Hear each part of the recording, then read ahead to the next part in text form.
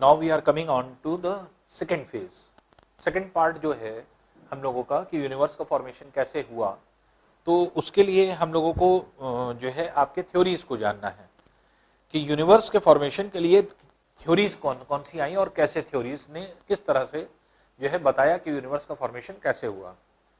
Normally अगर हम लोग देखें तो थ्योरीज तो बहुत सारी आई, लेकिन कहा जाए कि जो लाइमलाइट में आई थ्योरी तो वो सिर्फ 3-4 थी, और जिसमें से जो सबसे ज्यादा सफलता मिली वो एक थ्योरी को मिली, क्योंकि यूनिवर्स का फॉर्मेशन कैसे हुआ आज भी एक ही थ्योरी को ही जो है मेन माना जाता है, और आज के सारे वैज्ञानिक उस चीज को मानते हैं कि हाँ यही थ्योरी थी जिस बेसिस पर हमारे यूनिवर्स का फॉर्मेशन हुआ।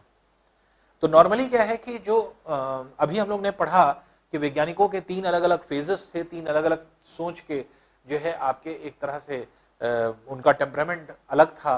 पुराने जमाने के लोग कैसे सोचते थे, फिर मिडिवल फेज के लोग कैसे सोचते थे, और आज के युग के कैसा लोग सोचते हैं, और आज क्या जो है टेक्नोलॉजी कितनी डेवलप कर चुकी है और किस तरह से आज हम डेवलपमेंट की ओर जा रहे हैं।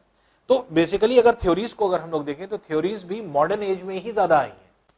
ज्यादातर जितनी भी थ्योरीज आई हैं वो मॉडर्न फेज में आई हैं जो यूनिवर्स से संबंधित थी। तो ज्यादातर जो आपकी थ्योरी आपको मिलेंगी, आप देखेंगे कि जो है आपके पहले एंशिएंट फेज में आपको नहीं मिलेंगे, बीसी के पीरियड में नहीं मिलेंगी, एडी के टाइम में ही ज्यादातर आपके थ्योरीज जो है आपके बनी। जिसमें अगर हम लोग जानेंगे तो थ्योरीज में अगर हम लोग देखें तो अब हम जो हमारा टॉपिक है ओरिजिन ऑफ द यूनिवर्स, इसके हम सेकंड पार्ट में हैं, theories related to the origin of the universe. तो थ्योरीज कौन कौन सी आई या किस तरह से आई, तो इसको अगर हम लोग देखें तो यूनिवर्स के फॉर्मेशन में जो थ्योरी आई ये 4 प्रमुख थ्योरीज आई, और ये 4 प्रमुख थ्योरी में पहली थी पल्सेटिंग यूनिवर्स थ्योरी, दूसरी थी स्टडी स्टेट थ्योरी, तीसरी थी इन्फ्लेशन थ्योरी, और चौथी थी बिग बैंग थ्योरी। ये जो है आपके एक तरह से 3 थ्योरीज जो है डेवलप हुई, और इन 3 थ्योरीज में अगर हम लोग देखें तो क्या चीज निकल करके आई या क्या चीज बताई गई ये समझ लें। पल्सेटिंग यूनिवर्स थ्योरी क्या है, तो इसको ये थ्योरी जो थी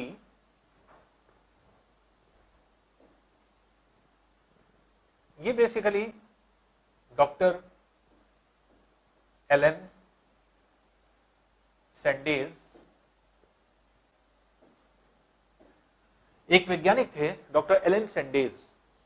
एलन सैंडेज ने इस थ्योरी को दिया पल्सेटिंग जो है यूनिवर्स थ्योरी, और इसका मतलब क्या था ये समझिए। यहां पर जो थ्योरीज दी गई हैं, पल्सेटिंग के मतलब क्या होता है, धड़कना। पल्सेटिंग शब्द जो बना है वो पल्स से बना है, पल्स। तो पल्सेटिंग जो है आपकी जिस तरह से पल्स क्या होती है, धड़कन, जैसे हम लोगों की पल्स चलती है, धड़कन चलती है, तो इसी तरह से पल्सेटिंग यूनिवर्स थ्योरी इन्होंने कैसे बताई। इन्होंने कहा कि पूरे यूनिवर्स का जो मैटर था वो एक जगह पर था, और वो मैटर क्या कर रहा था, पल्सेट कर रहा था। पल्सेट क्योंकि enormous amount of energy, excessive amount of energy थी, और इस एनर्जी की वजह से जो है आपके एक तरह से ये पल्सेट कर रहा था। और पल्सेशन जो था ये क्या करने लगा, ये उस बॉडी को जो है आपके क्यों हो रहा था पल्सेशन, या धड़कन ये क्यों हो रही थी, ये धड़क क्यों रहा था, एक्सेसिव अमाउंट ऑफ एनर्जी की वजह से। इसके मतलब ये अनस्टेबल था, जो आप एक तरह से जो मटेरियल था वो जो है अनस्टेबल था। अनस्टेबिलिटी से जो है आपके स्टेबिलिटी की तरफ ये कैसे गया होगा या किस तरह से गया होगा।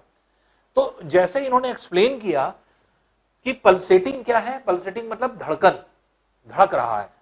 तो केंद्रित पदार्थ जो है, centralize material, enormous amount of energy की वजह से धड़क रहा था, और इसी की वजह से, क्योंकि ये एक तरह से एक ऐसी बॉडी थी, ये एक ऐसी जो है आपकी बॉडी थी जो कि अनस्टेबल कंडीशन में थी, और स्टेबिलिटी कैसे आएगी, तो इन्होंने कहा कि उसमें विस्फोट हो गया होगा और वो स्टेबल हो गई होगी, और उसी विस्फोट की वजह से आपके पदार्थ फैले और एक तरह से सारे ग्रहों का निर्माण हुआ होगा, सारे तारों का निर्माण हुआ होगा, सारे उपग्रहों का निर्माण हुआ होगा। इस तरह से उनकी विचारधारा थी, लेकिन बहुत इफेक्टिव ये थ्योरी नहीं थी, बहुत एक्सप्लेनेशन नहीं मिल पाया इससे, इसको बहुत ख्याति नहीं मिली।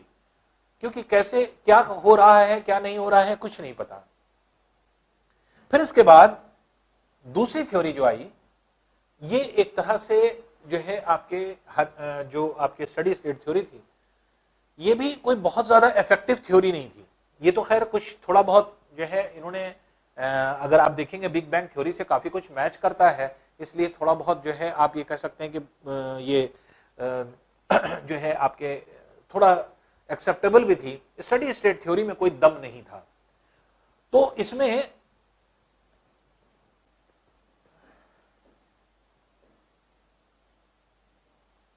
हरमन बॉन्डी और थॉमस गोल्ड दो वैज्ञानिक थे। इन दोनों के माध्यम से जो है आपके स्टडी स्टेट थ्योरी दी गई। इसको ख्याति क्यों नहीं मिली, कोई बहुत ज्यादा वो नहीं था जो है इसका एक्सप्लेनेशन। स्टडी स्टेट के मतलब क्या होता है, स्टडी मतलब होता है रुका हुआ, रुके हुए स्टेज में। तो इनका यह मानना था कि ब्रह्मांड पहले क्या था, आज जो सारी चीजें चल रही हैं वो क्या था, वो पहले चल नहीं रही थी। आज जितने भी हम लोग ग्रह हैं, तारे हैं, उपग्रह हैं, सबको हम लोग देखते हैं कि सब चल रहे हैं, सब मूवमेंट में हैं।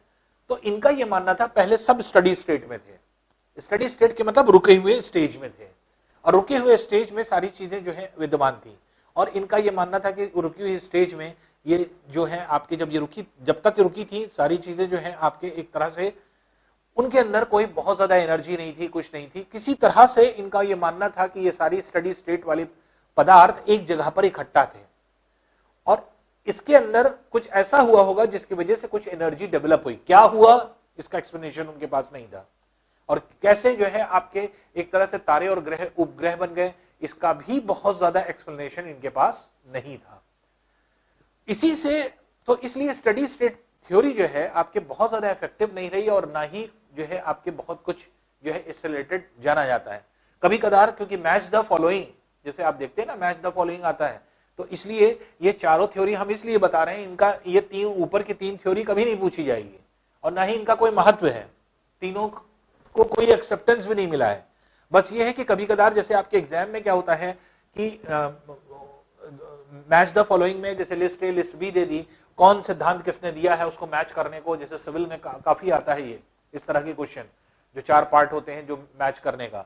तो इस तरह की थ्योरी जैसे मान लिया अक्सर आ जाती है, ऐसा नहीं कि चारों थ्योरी दे देगा, जैसे प्रोविंशियल एग्जाम है या वनडे एग्जामिनेशन है, चारों थ्योरी दे करके और सुमेलित करवा सकता है।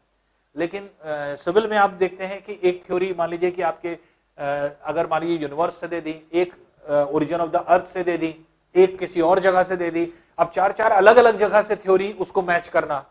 तो इसलिए हर थ्योरी किसने दी है और कौन इसका प्रतिपादक है, ये एटलीस्ट हम लोगों को जानना होगा। तो अब देखिए स्टडी स्टेट थ्योरी में भी बहुत दम नहीं था। इन्फ्लेशन थ्योरी भी बहुत ज्यादा जो है आपके इफेक्टिव नहीं थी। ये थी एलन गूथ ने दिया था। इस सिद्धांत के प्रतिपादक जो थे, प्रोपाउंडर जो थे, वो एलन गूथ थे। एलन गूथ ने क्या कहा, इन्फ्लेशन स्फीति जिसको कहा जाता है हिंदी में, तो जैसे इकोनॉमिक्स में आप पढ़ते हैं इन्फ्लेशन स्फीति, वही चीज है। स्फीति के मतलब होता है फूलना, फैलना, एक्सपैंड करना। तो यहां पर इनका यह मानना था कि कोई जितना भी ब्रह्मांड का पिंड था सब एक जगह पर इकट्ठा था, और इकट्ठा होने की वजह से उसके अंदर एनर्जी बढ़ती गई, और एनर्जी बढ़ने से उसके अंदर फैलाव हुआ, इन्फ्लेट हुई। वो इन्फ्लेट होने का मतलब फूलना, तो इन्फ्लेट हुई, इन्फ्लेशन हुआ, और उस इन्फ्लेशन की वजह से वो फट गई, और जिसकी वजह से आपके सारे जो पदार्थ, केंद्रित पदार्थ था, वो चारों तरफ फैल गया। तो इस तरह से ये सिद्धांत दिया, लेकिन इनमें भी बहुत ज्यादा गहराई नहीं थी। ये सिंपल शब्दों में इस तरह से बता दिया गया, इसलिए बहुत ज्यादा इफेक्टिवनेस नहीं थी। तो इन्फ्लेशन थ्योरी में भी आपके एक तरह से झलक मिलती है बिग बैंग थ्योरी की। जैसे बिग पल्सेटिंग जो है उसमें मिलती है, वैसे ही इन्फ्लेशन थ्योरी में भी बिग बैंग थ्योरी की ही झलक मिलती है। तो बेसिकली अगर हम लोग देखें तो ये थ्योरी जो है आपके लगभग टच तो कर रहा है बिग बैंग को, लेकिन एक्सप्लेनेशन नहीं है इसका। बहुत ज्यादा चीजें एक्सप्रेस नहीं की गई, बहुत ज्यादा चीजें बताई नहीं गई। तो ये जो है बिग बैंग थ्योरी को अगर हम लोग देखें तो बिग बैंग थ्योरी ये सबसे ज्यादा माननीय थ्योरी थी, एक्सेप्टेबल थी। बहुत सारे ज्यादातर वैज्ञानिकों ने इसको जो है आपके पसंद किया, और इसको के प्रतिपादक जो थे ये थे जॉर्ज लेमेत्रे।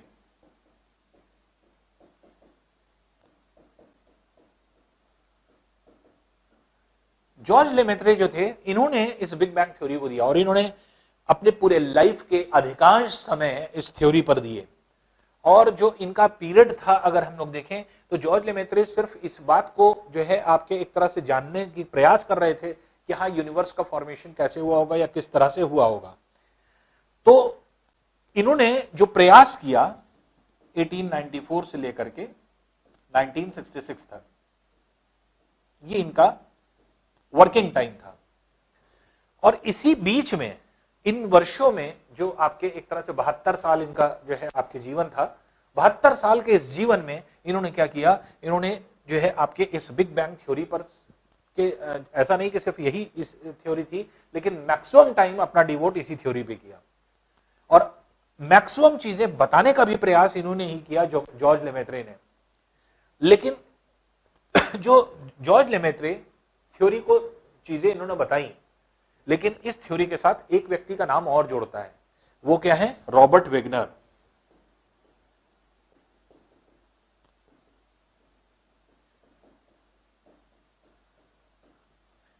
जब 1966 में इन्होंने काम छोड़ दिया इस पर तो और ये डेथ कर गए, तो ये एक तरह से अधूरी थ्योरी हो गई जिसका एक्सप्लेनेशन बहुत ज्यादा नहीं था।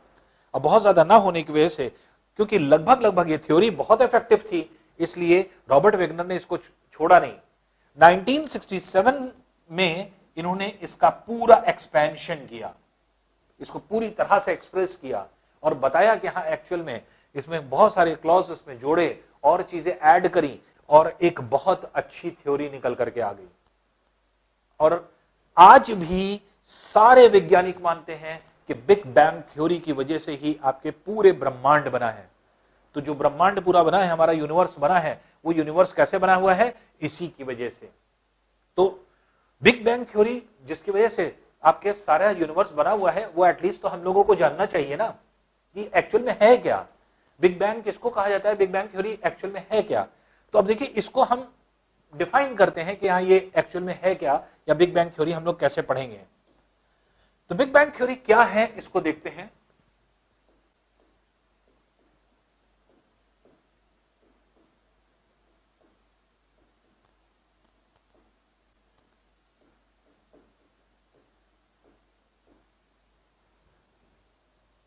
देखिए बिग बैंग थ्योरी क्या था, क्योंकि हमारा ब्रह्मांड यूनिवर्स का फॉर्मेशन कैसे हुआ है, ब्रह्मांड में जितनी चीजें हैं, यूनिवर्स में जितनी चीजें हैं, वो सब आपके मैटर से बनी है, पदार्थ से बनी है। और पूरा यूनिवर्स भी दो तरह के मैटर से बना हुआ है, एक है ब्लैक मटेरियल, एक है व्हाइट मटेरियल। श्वेत पदार्थ है और श्याम पदार्थ है। श्वेत पदार्थ किसको कहा जाता है, व्हाइट मटेरियल उसको कहा जाता है जिसके पास एक्सेसिव अमाउंट ऑफ एनर्जी होती है और हीट और लाइट उसके अंदर से एमिट होती है, बाहर निकलती है। तो ऐसे सारे पिंड जिनके पास एक्सेसिव अमाउंट ऑफ एनर्जी है और बाहर की तरफ लाइट निकालते हैं, तो ये जो आपके एक तरह से पिंड होते हैं जिनके पास खुद की ऊर्जा होती है, स्वयं की जो है ऊर्जा होती है, सेल्फ एनर्जी कंटेन्ड होती है, ऐसे पिंड को जो है आपके एक तरह से व्हाइट मटेरियल कहा जाता है। और ऐसा पिंड जिसके पास एनर्जी की कमी हो जाती है, एनर्जी बाहर निकलने के बजाय अंदर की ओर आने लगती है और सारी के सारा पदार्थ या ऊर्जा अंदर की ओर जो है खींचने लगती है, ऐसे जो क्षेत्र होते हैं उनको कहा जाता है ब्लैक मटेरियल। जैसे ब्लैक होल आपने नाम सुना होगा, तो ब्लैक होल क्या है, सारे चीजों को एब्जॉर्ब करता है। तो पूरा ब्रह्मांड हमारा जो बना है या तो व्हाइट मटेरियल या ब्लैक मटेरियल। व्हाइट मटेरियल वो पदार्थ है जिनके पास एनर्जी है और ब्लैक मटेरियल वो पदार्थ है जहां पे एनर्जी नहीं है, एनर्जी बल्कि एब्जॉर्ब हो रही है। तो जितना भी जो है आपकी चीजें बताई गई ये। और दूसरी इंपॉर्टेंट चीज ये है कि चाहे पृथ्वी पर आप देख लें, पृथ्वी के बाहर देख लें, पूरे यूनिवर्स में देख लें, जितनी भी चीजें हैं सब किससे बनी है, एटम से। और एटम किससे बना है, प्रोटॉन, न्यूट्रॉन, इलेक्ट्रॉन। तो प्रोटॉन, न्यूट्रॉन, इलेक्ट्रॉन से जो है सारी चीजें बनी हुई हैं। तो ये प्रोटॉन, न्यूट्रॉन, इलेक्ट्रॉन कैसे जो है आपके एक तरह से चीजों को बनाते हैं। तो पहले एटम क्या बना, क्या आज केमिस्ट्री में, आप जो केमिस्ट्री में पीरियोडिक टेबल पढ़ते हैं, हाइड्रोजन है, हीलियम है, लिथियम है, जो है कार्बन है, ऑक्सीजन है, ये सब जितने भी आपके एलिमेंट्स आप पढ़ते हैं, ढेर सारे एलिमेंट्स होते हैं, पीरियोडिक टेबल सामने होती है और उसमें सारे जितने एलिमेंट्स अर्थ पे पाए जाते हैं वो सब के सब मौजूद हैं। क्या सारे एलिमेंट्स हर जगह थे या पहले से थे? कुछ नहीं था, सिर्फ एक एलिमेंट था, दैट इज हाइड्रोजन। हाइड्रोजन के अलावा कुछ नहीं था। तो इसलिए ब्रह्मांड में सबसे ज्यादा पदार्थ अगर पूछा जाए, सबसे ज्यादा जो है आपके पूछा जाए कौन सा एलिमेंट सबसे ज्यादा मात्रा में उपस्थित था, उपस्थित है, उपस्थित रहेगा, तीनों में से कोई प्रश्न पूछा जाए तो उसका आंसर आप हाइड्रोजन ही लगाएंगे। हाइड्रोजन सबसे ज्यादा था, हाइड्रोजन इस समय है और हाइड्रोजन ही रहेगा सबसे ज्यादा, क्योंकि सारी चीज हाइड्रोजन से बनी। हाइड्रोजन के कॉम्बिनेशन से क्या हुआ, नाभिकीय संलयन आपको बताया था हमने, न्यूक्लियर फ्यूजन, जो कि इंट्रोडक्टरी लेक्चर में, कि अगर दो या दो से ज्यादा नाभिक न्यूक्लियस आपस में मिक्सअप होते हैं तो एक नए नाभिक बनता है, एक नया न्यूक्लियस बनता है और एक नए न्यूक्लियस के बनने से नए पदार्थ बनता है। तो हाइड्रोजन के मिक्सअप होने से, दो हाइड्रोजन के मिक्सअप होने से क्या बन रहा था, ड्यूटेरियम। ड्यूटेरियम जो बन रहा था उसके अंदर दो हाइड्रोजन के बराबर द्रव्यमान नहीं था बल्कि कम था। और इसी को हम लोग ने आइंस्टीन की थ्योरी क्या पढ़ा था, मास डिफेक्ट, जो आपने पढ़ा था कि मास डिफेक्ट हो जाता है। फिजिक्स में आपको बताया था हमने कि मास डिफेक्ट की थ्योरी क्या होती है, कि अगर 1 किलोग्राम के दो पिंड मिले तो 2 किलोग्राम बनना चाहिए, 2 किलोग्राम नहीं बनेगा, 2 किलोग्राम से कम बनेगा। इसी को मास डिफेक्ट कहा जाता है। और ये पदार्थ जाता कहां से है, उसी को आइंस्टीन ने समझाया था E = mc² से, कि जो द्रव्यमान का ह्रास होता है, लॉस ऑफ मास होता है, वही एनर्जी में कन्वर्ट होता है। तो बेसिकली क्या है कि जो ब्रह्मांड में, तो धीरे धीरे करके क्या है, हाइड्रोजन मिलकर के हीलियम में कन्वर्ट हो रही थी। इसलिए इनिशियल स्टेज में अगर हम कहेंगे तो कौन से पदार्थ था, तो हाइड्रोजन था और उसके साथ हीलियम थी, क्योंकि हाइड्रोजन ही हीलियम बना रही थी। इसलिए हाइड्रोजन हीलियम के अलावा कुछ भी नहीं था स्टार्टिंग फेज में। और जो है आपके इनका जॉर्ज लेमेत्रे का क्या मानना था कि जितने भी पदार्थ होते हैं ये छोटे छोटे पार्टिकल्स से मिलकर के बनते हैं।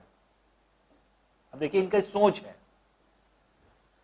न्यूटन का ग्रेविटेशनल लॉ, जो कि मॉडर्न फेज में आकर के जो है आपके हुआ है, तो ग्रेविटेशनल लॉ क्या कहता है, ग्रेविटेशनल लॉ ये कहता है कि अगर दो पिंड हैं m1 m2 जिनके द्रव्यमान है, मास है, और इनके बीच में दूरी अगर r है, तो इस पर बल कार्य करता है, अट्रैक्शन फोर्स, और ये फोर्स क्या होता है, समानुपाती होता है m1 m2 के गुणनफल के।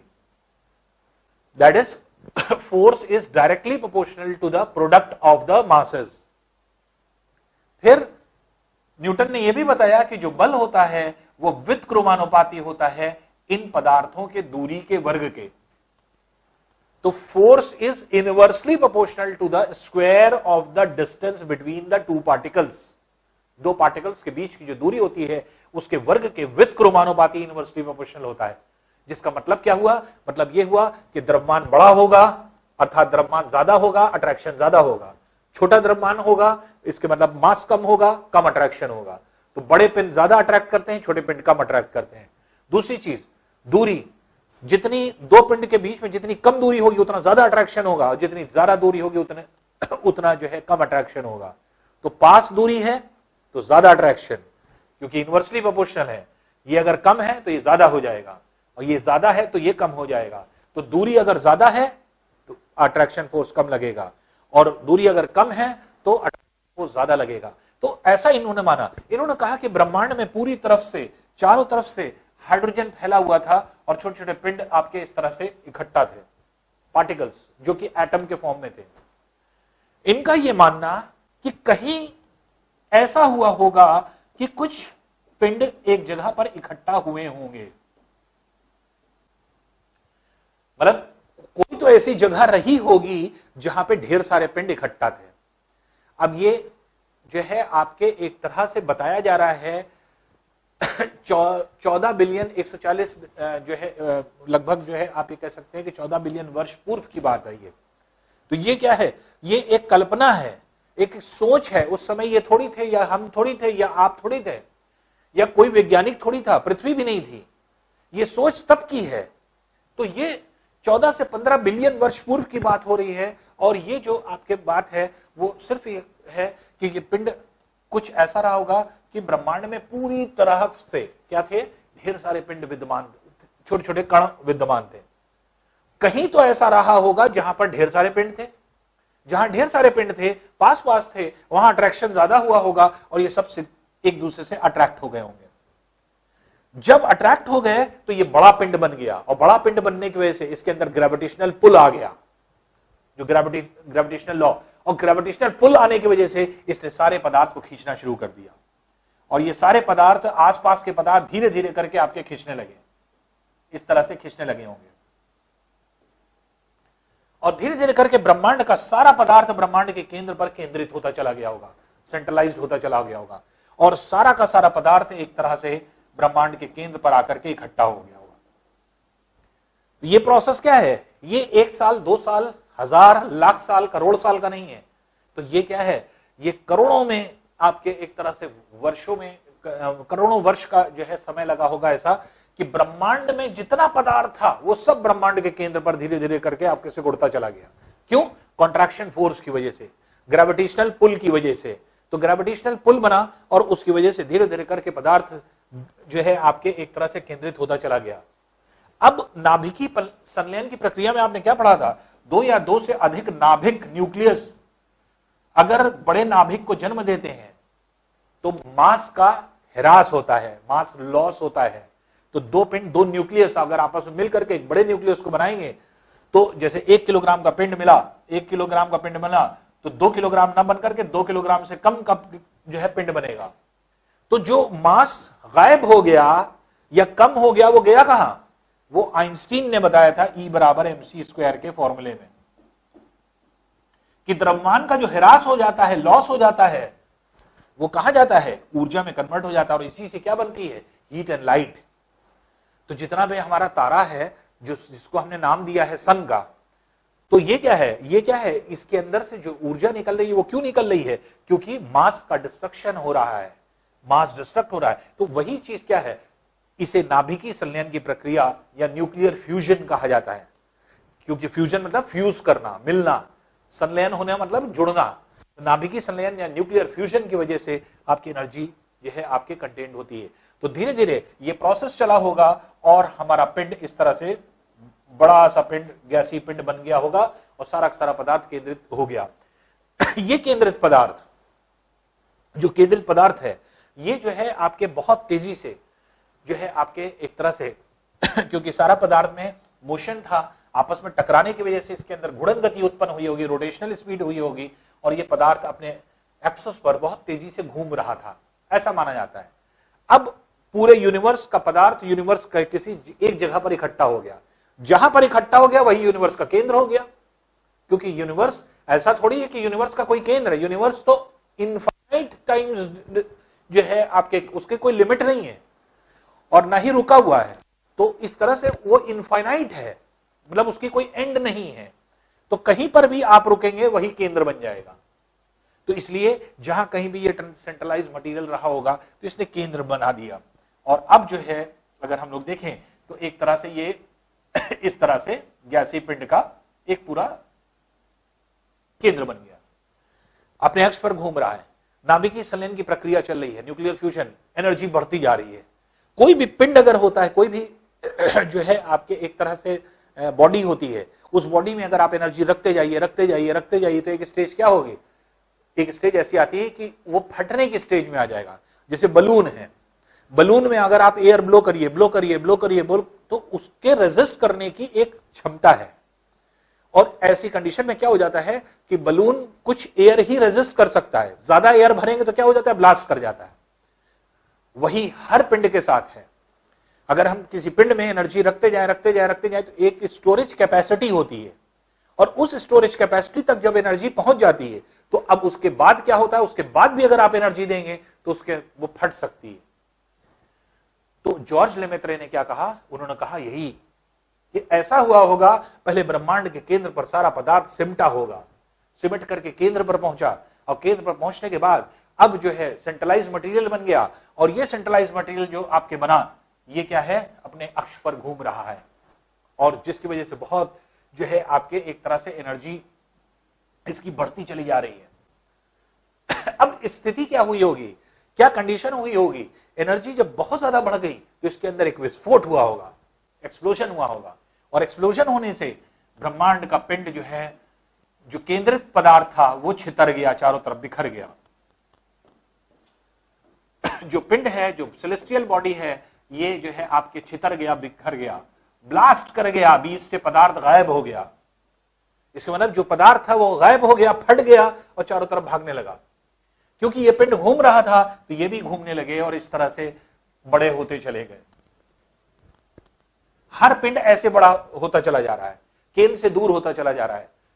और ये चीज क्या है, ये सारे वैज्ञानिकों ने, अमेरिकी वैज्ञानिकों ने इस बात को सिद्ध भी कर दिया कि आज हमारा ब्रह्मांड फैल रहा है, विस्तार कर रहा है। जिसमें सबसे पहले अगर एडविन हबल, जो अभी हम लोग ने पढ़ा था, उन्होंने क्या कहा था, उन्होंने जब टेलीस्कोपिक व्यू में देखा तो उन्होंने यही देखा कि हमारा जो आपके एक तरह से जो यूनिवर्स है, या आप ये कह सकते हैं कि जो यूनिवर्स में जो पाए जाने वाली आपकी गैलेक्सीज हैं, ये गैलेक्सी फैल रही हैं, अर्थात दूर जा रही हैं। और ये दूर जाते हुए पदार्थ क्या है, ये निकले हुए जो है आपके एक तरह से पिंड है। तो यहां पर जो केंद्रित पदार्थ है, इस केंद्रित पदार्थ में वही प्रक्रिया हो रही थी नाभिकीय संलयन की, कि हाइड्रोजन के परमाणु मिलकर के हीलियम में कन्वर्ट हो रहे थे, ड्यूटेरियम में, और इन्हीं से एनर्जी मिल रही थी in the form of light and heat. यही चीज आज भी इन सभी पदार्थों में मिल रही है। तो ये जो पदार्थ है, इन सभी पदार्थों में यही प्रक्रिया चल रही है जो यहां केंद्रित पदार्थ में चल रही थी, जो कि नाभिकीय संलयन की प्रक्रिया। और यही प्रक्रिया की वजह से इन सब के पास क्या है, ऊर्जा है, एनर्जी है। और इनको नाम क्या दिया गया, इनको नाम दिया गया तारों का, स्टार्स। तो ब्रह्मांड में पाए जाने वाले जितने भी पदार्थ हैं, जितने भी आपको तारे नजर आते हैं, स्टार्स किसको कहा गया, जिसके पास खुद की ऊर्जा हो। जैसे हमारा सूर्य, अब दिन में दिखने वाला सूर्य और रात में दिखने वाले तारों में कोई फर्क नहीं है, क्योंकि ये हमारा तारा है, हमसे बहुत नजदीक है, इसलिए बड़ा दिखाई पड़ता है, इसकी ज्यादा रोशनी आती है, इसकी ज्यादा ऊष्मा हमें प्रतीत होती है। लेकिन दूर स्थित तारों की ऊष्मा और जो है आपके प्रकाश हमारे पास उतना नहीं आ पाता, सिर्फ इतना ही फर्क है। ये सबसे नजदीक तारा है हमारे, जो सूर्य, जिसको हम लोग नाम दे दिया है। तो हमने अपने तारे का नाम दिया है सूर्य, जबकि सूरज और तारे में कोई फर्क नहीं है। ये मत समझिए कि तारे अलग होते हैं और सूरज अलग होता है। तो पहला भ्रम यहां से तोड़ दीजिए। तो हमने अपने तारे का नाम रख दिया, और तारा क्योंकि हमारे नजदीक है इसलिए हमें बड़ा दिखाई पड़ रहा है, ये स्टार्स था। पहला क्वेश्चन बनता है कि ब्रह्मांड का निर्माण किस प्रक्रिया के कारण हुआ, कौन सा प्रोसेस था जिसने जो है इसको जो है बनाया। तो अगर हम ये कहें, जैसे मान लीजिए इन्फ्लेशन की वजह से बना, स्फीति की वजह से, फिर कॉन्ट्रैक्शन की वजह से बना, सिकुड़ने की वजह से, थर्ड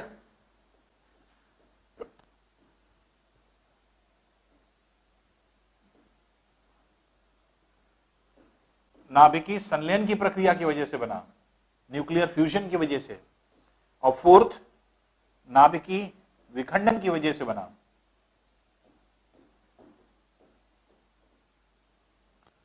ये क्वेश्चन बहुत पूछा जाता है।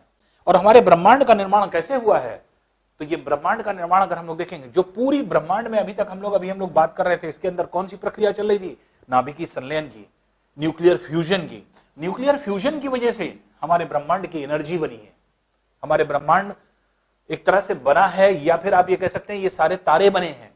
ये तारों में जितनी भी प्रक्रिया या प्रोसेस चल रहा है या एनर्जी जो है आपके कंटेंट है, वो नाभिकीय संलयन की वजह से। लेकिन हमारा ब्रह्मांड कैसे बना, एक बड़े विस्फोट के कारण, एक बड़े भयानक विस्फोट के कारण। और इसी भयानक विस्फोट को क्या कहा गया, इसी भयानक विस्फोट को आप ये कह सकते हैं कि ये नाभिकीय विखंडन की प्रक्रिया है, न्यूक्लियर फिशन। नाभिकीय संलयन की वजह से ऊर्जा जरूर बनती है, लेकिन नाभिकीय विखंडन ने जो है आपके एक तरह से हमारे ब्रह्मांड को बनाया है। अब देखिए, नाभिकीय विखंडन की वजह से बना है। विखंडन क्यों, जो आपके प्रोसेस हुआ, एक बड़ा विस्फोट हुआ, इसी को विखंडन कहा गया। जो बड़ा विस्फोट था केंद्रित पदार्थ में, इसे बिग एक्सप्लोजन का नाम दिया जाता है। Big explosion.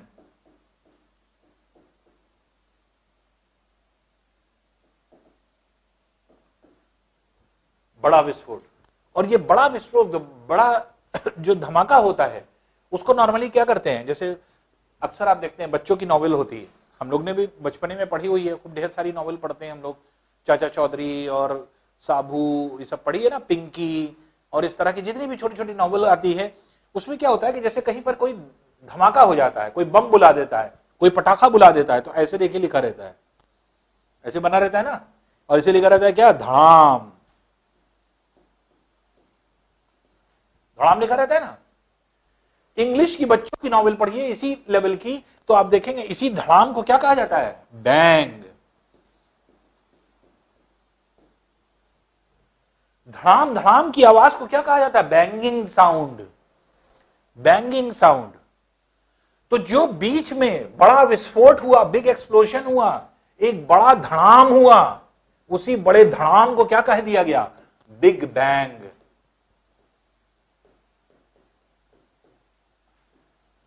तो बिग बैंग थ्योरी नाम कैसे पड़ी है, बिग बैंग के मतलब क्या हुआ, बैंग मतलब धड़ाम, तो बड़ा धड़ाम, तो बड़े धड़ाम का इंग्लिश वर्जन क्या है, बिग बैंग। तो बड़े धड़ाम की वजह से आपके, और ये धड़ाम क्या था, एक बड़ा पिंड छोटे छोटे टुकड़ों में टूट गया, और इसको क्या कहा जाएगा, यही प्रक्रिया क्या कहलाएगी, यही प्रक्रिया कहलाएगी न्यूक्लियर फिशन। तो न्यूक्लियर फिशन जो हो रहा है, जो इसका, इस थ्योरी का नाम दे रहा है बिग बैंग, तो बिग बैंग क्या है, एक बड़ा विस्फोट, जिसकी वजह से सारा का सारा पदार्थ बिखर गया, और बिखरने के बाद आपके चारों ओर दिशाओं में चला गया, और उसके अंदर जितने भी पदार्थ बने, उसके अंदर अभी भी पिंड विद्यमान है, वो सब सूर्य बन गए, और सब तारे बन गए, और तारों का ही जो है आप ये कह सकते हैं कि तारों का एक तरह से आविष्कार हो गया, अर्थात तारे बन गए। तो बिग बैंग सिद्धांत से हमें क्या पता चलता है कि बड़े विस्फोट की वजह से ही हमारा ब्रह्मांड बना है। तो अब अगर हम ये देखें, जो पिंड है, जो हमारा पिंड है, इसकी कारण क्या बताया गया, न्यूक्लियर फिशन, ब्रह्मांड की उत्पत्ति। अब बात यह आती है कि वैज्ञानिक और क्या कहता है। वैज्ञानिक यह कहता है कि जब पदार्थ बाहर की तरफ भागा, वैज्ञानिक का ऐसा मानना है, ये तो बिग बैंग की प्रक्रिया थी, तो एनर्जी लेकर के जो विस्फोट हुआ उसकी वजह से क्या मिला, काइनेटिक एनर्जी, गतिज ऊर्जा। और काइनेटिक एनर्जी क्या होती है, आपने पढ़ा होगा फिजिक्स में कि kinetic energy is half mv², जिसमें ये एनर्जी, काइनेटिक एनर्जी जो गतिज ऊर्जा होती है, ये गति पर डिपेंड करती है। जैसे जैसे गति बढ़ती जाती है, वैसे वैसे पिंड दूर भागता चला जाता है। तो दूर भागता चला जा रहा है ये, लेकिन दुनिया में जितनी चीजें हैं वो सब साइक्लिक है, अर्थात वो सब रिपीट होती हैं फिर से। तो जितनी भी चीजें आप देखेंगे वो सब साइक्लिक हो जाती हैं, अर्थात एक क्रम के बाद कुछ ना कुछ चीजें रिपीट करती हैं। जैसे स्प्रिंग को अगर हम दबा दें, दबाने के बाद छोड़ दें तो क्या हो जाती है, वापस आ जाती है, रिकॉइल कर जाती है। उसी तरह से वैज्ञानिकों का ऐसा मानना है कि विस्फोट की वजह से ये पदार्थ दूर दूर चले गए हैं। जो बड़ा धड़ाम हुआ था, बिग एक्सप्लोजन हुआ था, जिसको बिग बैंग कहा गया था, इस बिग बैंग की वजह से जो काइनेटिक एनर्जी मिली, उसी की वजह से ये दूर भाग रहे हैं। लेकिन दूर भागते भागते इनकी गति धीमी होती जाएगी। गति धीमी होने से क्या होगा, गति धीमी क्यों होगी, क्योंकि ऊर्जा खर्च हो रही है चलने में, ऊर्जा कम होती चली जाएगी। ऊर्जा कम होने के मतलब क्या हुआ, गति कम होती चली जाएगी। तो जैसे जैसे ऊर्जा कम होती जाएगी, गति कम होती जाएगी, और गति कम होने से क्या होगा, धीरे धीरे करके आपके ये पिंड दूर तक जाके रुक जाएंगे। जब रुक जाएंगे, ब्रह्मांड में फिर फैल जाएंगे इसी तरह से, तो हो सकता है कि किसी जगह पर, मान लीजिए अब की बार यहां पर ज्यादा पिंड हो जाए, यहां पर ग्रेविटी बढ़ जाएगी। जब यहां ग्रेविटी बन जाएगी, ये पदार्थ फिर से आना शुरू करेंगे, और फिर से यहां पर आकर के इसमें फिर से इकट्ठा होने लगेंगे, और केंद्रित पदार्थ हो जाएगा, सेंट्रलाइज मटेरियल हो जाएगा। तो जैसे ब्रह्मांड केंद्र पर आकर के अत्यधिक ऊर्जा पहले इकट्ठा किया, एक्सेसिव अमाउंट हो जाने के बाद बिग बैंग हो गया, बिग बैंग होने के बाद फिर से ये पदार्थ वापस लौटेंगे और फिर से चले आएंगे। इस अवस्था को क्या कहा गया? सारा का सारा पदार्थ आकर के केंद्र पर कोलैप्स कर जाएगा। और जब कोलैप्स करेगा तो जैसे बिग बैंग हुआ था, बिग बैंग मतलब क्या हुआ? Big explosion. बिग बैंग जैसे हुआ था वैसे ही कहा जाता है कि कोई भी चीज जब कोई ध्वस्त होती है, कोलैप्स करती है, तो वो भी क्या होती है? भड़बड़ाने की आवाज होती है। जैसे एकदम से कोई चीज सामान गिर जाता है, भड़बड़ भड़बड़ भड़बड़ की आवाज, तो भड़बड़ाने की आवाज होती है। तो ये जितना भी पदार्थ है ये सब क्या हो जाएगा? कोलैप्स कर जाएगा। और इसको वैज्ञानिकों ने नाम क्या दिया है? बिग क्रंच का।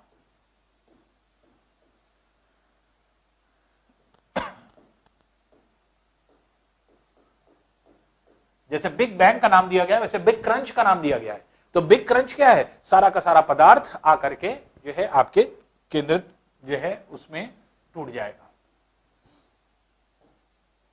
सारा का सारा ध्वस्त हो जाएगा, कोलैप्स कर जाएगा। बिग क्रंच का नाम दिया गया। अब क्रंच शब्द आपने देखा, क्रंच आपने सुना भी होगा। क्रंच मतलब क्या होता है? ध्वस्त करने की आवाज या चुरचुराने की आवाज। जैसे पन्नी होती है, पन्नी को अगर आप जो है पॉलिथीन को अगर आप इसको हिलाइए तो आप देखेंगे कि चुरचुराने की आवाज होती है, उसको कहते हैं क्रंचिंग साउंड। क्रंच करना मतलब ध्वस्त हो जाना, टूटने की आवाज। कोई भी चीज सॉसर है, प्लेट मान लीजिए कप है, ऊपर से गिरी टूट गई, टूटने की आवाज, दैट इज क्रंचिंग साउंड। तो क्रंचिंग साउंड को आप देखेंगे, जैसे आपको एक एग्जांपल बताते हैं। क्रंचिंग साउंड में अगर आप देखेंगे तो क्रंच चॉकलेट आती है।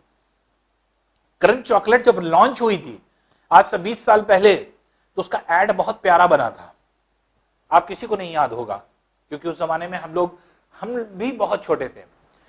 तो क्रंच चॉकलेट जब आई थी तो क्रंच चॉकलेट का एड बड़ा प्यारा बना था। और उस समय जो एड बना था वो क्या बना था? उसमें उस समय ये दिखाया था कि एक लेडी होती है फिजिकल ट्रेनर, जो लड़कियों को ट्रेनिंग देती रहती है, फिजिकल एक्सरसाइज कराती रहती है। एक जो उसकी जो है आपके एक तरह से स्टूडेंट होती है, वो लेट हो जाती है, दौड़ती भागती आती है, लेट हो जाती है। तो जो ट्रेनर होती है उसको आंख दिखाती है और वो बेचारी जो है क्लास से बाहर चली जाती है और बाहर जाकर के खड़ी हो जाती है, क्या करे। उसको ध्यान आता है उसके बैग में क्रंच होती है, तो वो क्रंच निकालती है, अंदर एक्सरसाइज होती रहती है। और उस टाइम जो आपके एक तरह से जो ट्रेनर होती है वो क्या करे? स्ट्रेचिंग कराती रहती है। स्ट्रेचिंग मतलब पैर को फैला करके आपके एक्सरसाइज कराना। तो इस तरह से पैर को फैला करके स्ट्रेचिंग कराती रहती है। और उस एड में क्या दिखाया था? 20 सेकंड का एड था, लेकिन उस 20 सेकंड में ने सारी चीजों को देखा। अब वो बाहर खड़े होकर के जब लेट हो गई, सोचती क्या करें, चॉकलेट खाते हैं। और चॉकलेट कैसे खा रही है? उसने जैसे ही उसको फाड़ा, रैपर फाड़ करके जैसे ही जो आपके टूटने की आवाज होती है, तो वो ऐसी आवाज हुई जैसे कोई चीज फट गई हो, जैसे चर्र करके आवाज हुई, क्रंचिंग साउंड। तो दिखाया कि वहां पर जो है आपकी वो चॉकलेट को खा रही है और यहां पर जब आवाज हुई तो ट्रेनर को ऐसा लगा कि उसकी पैंट फट गई चर्र से। तो वो क्रंचिंग साउंड तो एक अच्छा सा एड बनाया, तो ऐसा लगा कि जो है मतलब उस तरह से बनाया था कि वो वहां पर खा रही है और ट्रेनर को लगा जैसे उसकी स्ट्रेचिंग की वजह से पैंट फट गई। तो ये जो है क्रंचिंग साउंड। क्रंचिंग साउंड का मतलब क्या होता है? आपके ध्वस्त होने की आवाज, फटने की आवाज, टूटने की आवाज, ये सब क्रंचिंग साउंड होता है। तो वैज्ञानिकों का ऐसा मानना है सारा का सारा ब्रह्मांड का जितना पदार्थ है, यूनिवर्स का जितनी भी पदार्थ है, वो सब के सब क्या हो जाएगा? ब्रह्मांड के केंद्र पर आकर के केंद्रित हो जाएगा, ध्वस्त हो जाएगा, कोलैप्स कर जाएगा। और इसी प्रोसेस को क्या बताया गया? Big crunch. तो बिग क्रंच जब होगा फिर से केंद्रित पदार्थ हो जाएगा, फिर से इसमें एनर्जी बढ़ेगी, नाभिकीय संलयन की प्रक्रिया होगी, न्यूक्लियर फ्यूजन। न्यूक्लियर फ्यूजन होने की वजह से एनर्जी बढ़ती चली जाएगी और बढ़ने की वजह से क्या होगा? फिर से एक विस्फोट होगा, फिर बिग एक्सप्लोजन होगा जिसको बिग बैंग कहा जाएगा। फिर से तारे नए बनेंगे, फिर से नए ग्रह बनेंगे और इसके बाद जो है आपके जो है फिर ये प्रोसेस हमेशा जारी होता रहेगा। तो वैज्ञानिकों का ऐसा मानना है कि बिग बैंग के बाद बिग क्रंच होना है, फिर बिग बैंग होना है, फिर बिग क्रंच होना है, और ये जो है आपके एवर एंड एवर यही चलता रहेगा। तो ये फॉर एवर के लिए है, हमेशा के लिए ये एक साइक्लिक प्रोसेस में चल रहा है। तो बिग बैंग के बाद बिग क्रंच के बाद बिग बैंग। तो ये जो है आपके प्रोसेस बताया गया कि इस तरह। तो ये क्या है, ये एक प्रोसेस था जो कि बिग बैंग का बताया गया। तो अब देखिए बिग बैंग थ्योरी हमने आपको एक्सप्लेन करी। थ्योरी को और अच्छी तरह से एक्सप्लेन करने के लिए अब देखिए हम क्या कर रहे हैं, आपको पूरी चीज को विजुअलाइज करा रहे हैं। जितना आपने पढ़ा अब आप ध्यान से जैसे जैसे हम बोलते जाएंगे आप उसको देखते जाइएगा, एक पिक्चर बनती जाएगी आपके दिमाग में खुद। तो बिग बैंग कैसे हुआ होगा या किस तरह से हुआ होगा, आइए चलिए देखते हैं।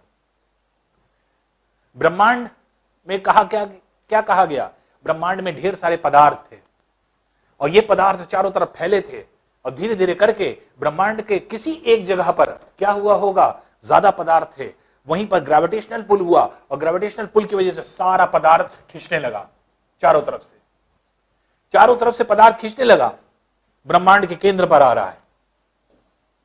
क्या हुआ होगा, और पास आए और पिंड बढ़ता चला गया। देखिए ये और पास आता चला गया, ये बड़ा होता चला जा रहा है। तो पहले क्या था, पहले थोड़ा सा पदार्थ इकट्ठा हुआ और थोड़ा सा पदार्थ इकट्ठा होते होते धीरे धीरे करके आपके ये पिंड बढ़ता चला जाएगा और ये बढ़ते बढ़ते क्या हुआ कि ये केंद्र पर आपके इकट्ठा होने लगा। और तो ब्रह्मांड का जितना पदार्थ है वो सब के सब इकट्ठा हो रहा है। स्थिति यह हुई होगी कि सारा का सारा पदार्थ ब्रह्मांड के केंद्र पर आसपास की जितनी चीजें हैं सब अंदर चलती चली जा रही हैं तो इकट्ठा होती चली जा रही है। ग्रेविटेशनल पुल बहुत ज्यादा बढ़ गया है और अत्यधिक बढ़ जाने की वजह से सारा का सारा पदार्थ जो है आपके इस तरह से केंद्र पर आता चला जा रहा है। अब देखिए एक स्थिति ऐसी हुई, पूरा पदार्थ ब्रह्मांड के केंद्र पर आ गया।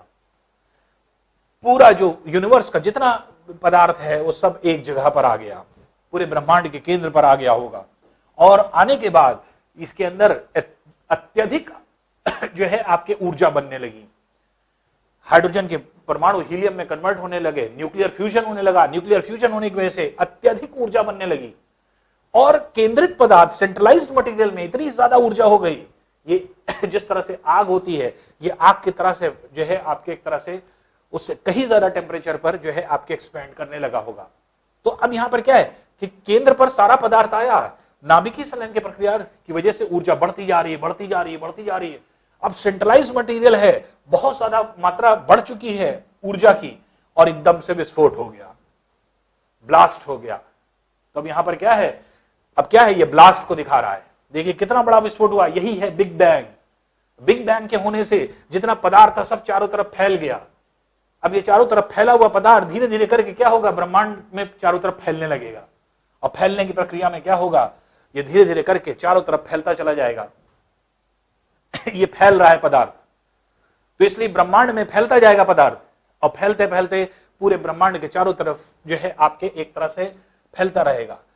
फैला हुआ पदार्थ धीरे धीरे करके जगह जगह पर इकट्ठा होने लगेगा, अलग अलग। क्या हुआ होगा, वहां पर भी फैले हुए पदार्थ में भी जगह जगह पर केंद्र बनने लगे। ग्रेविटेशनल पुल की वजह से जगह जगह पदार्थ जहां पे ज्यादा इकट्ठा हुए सब इकट्ठा होने लगे, सिकुड़ने लगे। तो यहां पर क्या है, यहां पे बताया जा रहा है कि तारे अपना झुंड बना रहे हैं, तारे अपना झुंड बना रहे हैं, ये अलग अलग तारे। इसके मतलब ये क्या है, ये गैलेक्सीज बन रही हैं। तो यूनिवर्स में ढेर सारी millions and millions of galaxies हैं। तो यहां पर क्या है, तो गैलेक्सीज का फॉर्मेशन हो रहा है, ये गैलेक्सी का फॉर्मेशन हो रहा है। तो तारों से इकट्ठा होने से आपकी गैलेक्सीज बनने लगी होंगी और गैलेक्सीज के बनने से अब देखिए गैलेक्सी कुछ इस तरह से बननी, एक सिंगल गैलेक्सी इस तरह से फॉर्म होने लगी और जो है आपके एक तरह से पूरा ब्रह्मांड इसी तरह से बनने लगा। एक गैलेक्सी का व्यू अगर हम लें तो millions and millions of stars उसमें होते हैं और पूरा का पूरा ब्रह्मांड में आपके तारे चारों तरफ जो है इस तरह से इकट्ठा हो गए होंगे। ये पूरा प्रोसेस अगर आप देखेंगे तो इससे क्या हुआ, इससे ये सारी चीजें फिर से जो है आपके तारों का निर्माण हो गया। फिर से प्रोसेस को रिपीट कर रहे हैं, देखिए फिर समझिए। जो चीज आपने पढ़ी है उसको विजुअलाइज करिए कि जितना भी पदार्थ, कहीं चारों तरफ पदार्थ ही पदार्थ था। क्या था, हाइड्रोजन। हाइड्रोजन के कण थे, एटम्स थे और ये हाइड्रोजन के कण या कुछ जगह पे हीलियम्स भी होंगे क्योंकि हाइड्रोजन के कण मिलकर के हीलियम में कन्वर्ट हो रहे थे।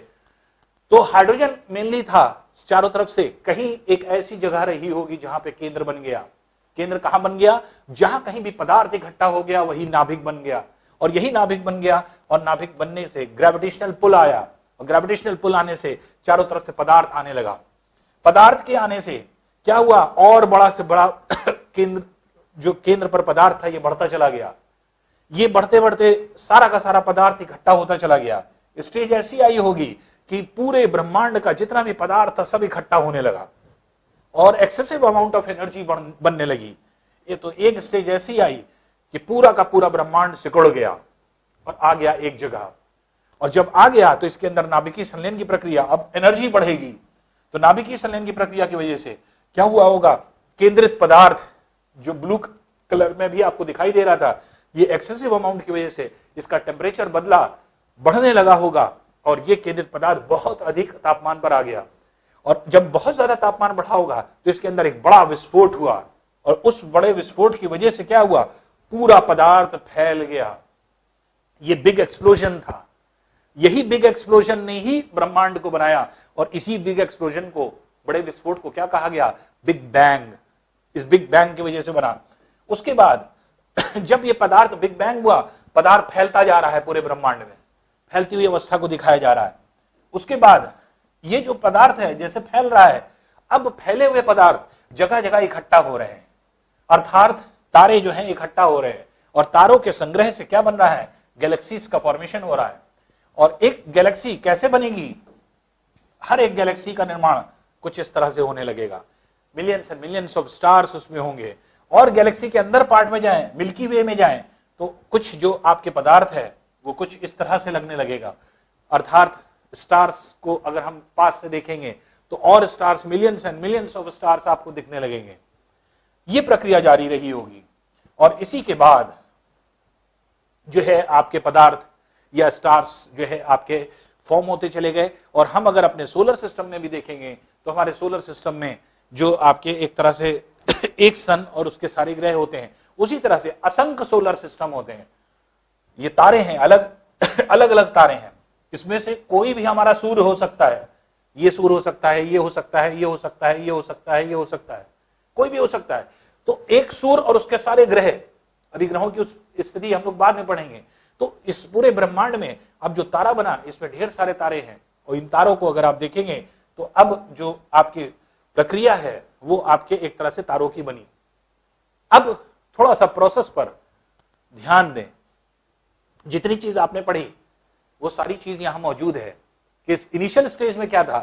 कॉस्मॉस इन्फ्लेट कर रहा था, इन्फ्लेशन हो रही थी और एक्सपैंड कर रहा था। अत्यधिक ऊर्जा जो है, टेम्परेचर बढ़ता जा रहा था। पोस्ट इन्फ्लेशन अब यहां पर क्या दिखाया जा रहा है सेकंड स्टेज में, और ये क्या है? नैनो सेकंड्स की बात हो रही है अभी, कि नैनो सेकंड्स में ऐसा हो रहा है। ये सब देखिए नैनो सेकंड्स में, तो एक सेकंड यहां पर हुआ, एक सेकंड में ये सारी प्रक्रिया हो गई। परमाणु मिल रहे हैं, तो जो क्वार्क्स था, प्रोटॉन था, हाइड्रोजन था, ये सब धीरे धीरे हाइड्रोजन के न्यूक्लियस बने, एटम्स का फॉर्मेशन हुआ। तो धीरे धीरे करके पहले जो छोटे न्यूट्रॉन्स, प्रोटॉन्स थे, ये मिलते चले गए। इन्होंने हाइड्रोजन को बनाया, हाइड्रोजन के एटम्स बने, फिर हीलियम में कन्वर्ट होने लगे। हीलियम में कन्वर्ट होने से आपके बड़े बड़े जो है पिंड बनने लगे। तो यहां पर क्या है कि इस स्टेज तक आते आते जो एक सेकंड का समय है, एक सेकंड में सारी चीज बदल गई।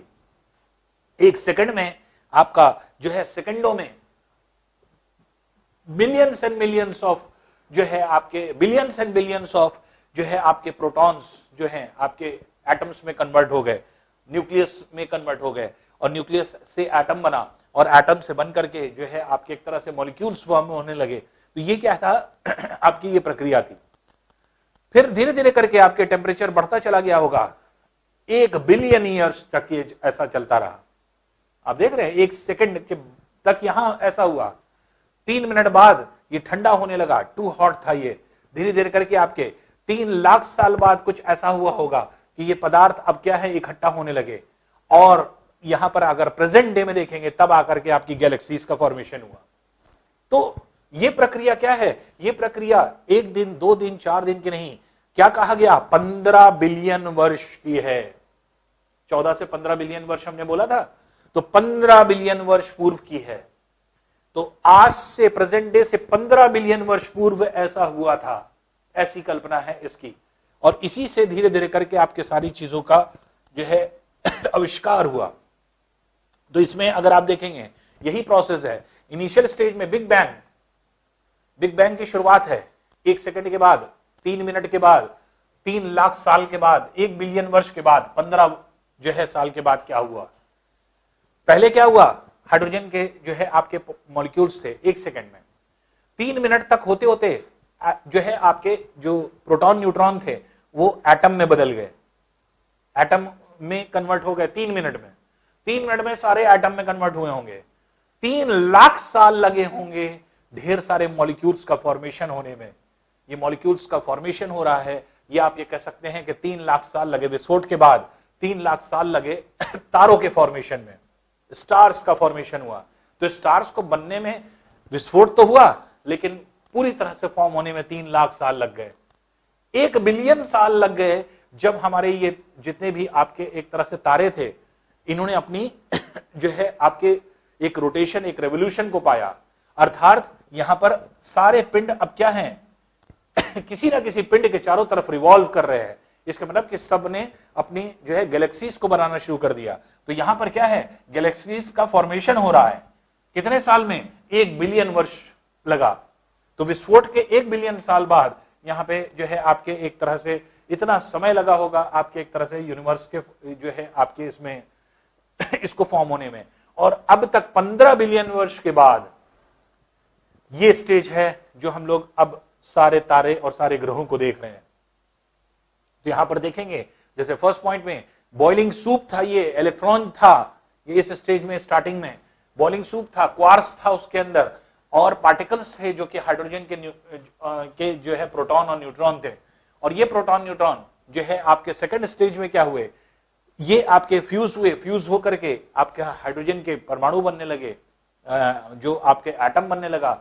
इसी वजह से नाभिकीय संलयन की प्रक्रिया शुरू हो गई, न्यूक्लियर फ्यूजन शुरू हो गया, और धीरे धीरे करके आपके एनर्जी एमिट होने लगी। प्रोटॉन इलेक्ट्रॉन्स ने एटम्स को बनाया और हाइड्रोजन से हीलियम बनने लगा। ये थर्ड स्टेज में आते आते इस स्टेज में जब तारे बन गए, तो तारे बन गए तो हीलियम का फॉर्मेशन होने लगा। अब फिर इसके बाद गैलेक्सीज का फॉर्मेशन होने लगा। तो गैलेक्सी के फॉर्मेशन का एरा है ये, जो 1 बिलियन वर्ष पूर्व माना जाता है। और फिर इसके बाद जो आपके एक तरह से कहा जाए कि जितना आज वर्तमान समय में सारी चीजें, तारे बने हैं, ग्रह बने हैं, उपग्रह बने हैं, तो जितने भी स्टार्स, प्लैनेट्स, सैटेलाइट्स ये सब बने हुए हैं, ये सब 15 बिलियन वर्ष बाद आपके बने हुए हैं। सन का एज क्या बताया जाता है, 4.6 बिलियन ईयर्स ओल्ड। तो इस घटना को क्या हुआ, इस घटना को 15 बिलियन वर्ष पूर्व हुआ। लेकिन हमारा सन जो है अब से कितने वर्ष पहले बना है, तो ये 4.6 बिलियन ईयर्स पूर्व बना हुआ है। सोलर सिस्टम का निर्माण कब हुआ हमारे, जब सूर्य बन गया, तो उसके बाद 4.6 बिलियन ईयर्स पहले सन बना, और फिर 4.5 बिलियन ईयर्स पहले जो है आपके एक तरह से सोलर सिस्टम बना। और जबकि मिल्की वे जिसको कहा जाता है यूनिवर्स का फॉर्मेशन, ये और पहले हो चुका था। तो 13.2 बिलियन वर्ष पूर्व जो है आपके हो चुका था, जो ज्यादा पुराना है आप ये कह सकते हैं। तो इस तरह से जो है आपके एक तरह से फॉर्मेशन हुआ, और स्टेज ये हुई कि हमारा सोलर सिस्टम बना। और सोलर सिस्टम में क्या हुआ, सन और बाकी प्लैनेट्स हमारे इस तरह से बने होंगे। तो जो प्लैनेट्स हैं, मर्करी है, वीनस है, अर्थ है, मार्स है, जुपिटर है, सैटर्न है, यूरेनस है, नेपच्यून है। तो ये जो है आपके सारे ग्रह बने। मर्करी जिसको बुध कहा जाता है, वीनस जिसको शुक्र कहा जाता है, अर्थ जिसको पृथ्वी कहा जाता है, मार्स जिसको मंगल कहा जाता है, जुपिटर जिसको बृहस्पति कहा जाता है, सैटर्न जिसको शनि कहा जाता है, यूरेनस जिसको अरुण कहा जाता है, और नेपच्यून जिसको वरुण कहा जाता है। तो ये जो है आपके 8 ग्रह हो गए। 9वां ग्रह था प्लूटो, जिसको निष्कासित कर दिया गया, ड्वार्फ प्लैनेट्स में डाल दिया गया। क्यों ऐसा हुआ, ये सोलर सिस्टम जब हम लोग पढ़ेंगे तो सोलर सिस्टम में जानेंगे इसके बारे में। तो ये जो है आपके एक तरह से ये कहा जाए कि ये कंप्लीट स्टडी हो जाती है सोलर जो है आपके यूनिवर्स की, यूनिवर्स का फॉर्मेशन कैसे हुआ। तो आपने देखा बहुत इंटरेस्टिंग चीज है, और बहुत इंटरेस्टिंग चीजों के बारे में सारी चीजें बताई गई, और सारी चीज साइंटिफिक है, कुछ कहानी नहीं है, सब साइंस से जुड़ी हुई चीजें हैं। अगर आप साइंस जानते हैं तो हर एक चीज जानते हैं। तो जितनी भी जो ज्योग्राफी की स्टडी है आप देखते हैं कि साइंस से ही कोरिलेटेड है और साइंस पे ही डिपेंड करती है। तो ये सारी जितनी भी आपकी चीजें हैं ये सब के सब जो है आपके एक तरह से फिजिक्स की थ्योरीज पर बेस्ड होती हैं। इसीलिए प्राचीन समय के जो वैज्ञानिक हुए हैं उनको अगर आप देखेंगे तो धीरे धीरे उन्होंने भी अपने टेम्परामेंट को साइंटिफिक रखा। और आज भी अगर आप देखेंगे तो ज्यादातर योगदान अगर ज्योग्राफी में आप पढ़ेंगे तो ज्यादातर साइंटिस्ट और मैथमेटिशियंस का है। इसीलिए आप देखते हैं कि साइंटिस्ट और जो मैथमेटिशियन है उन्होंने ही इस योगदान को दिया। तो ये सेकंड पार्ट था हमारा जो है इसके बारे में। अब हम लोग सोलर सिस्टम या अपने गैलेक्सी के बारे में या यूनिवर्स के बारे में और इंफॉर्मेशन पढ़ेंगे थर्ड पार्ट में। ठीक है, थैंक यू।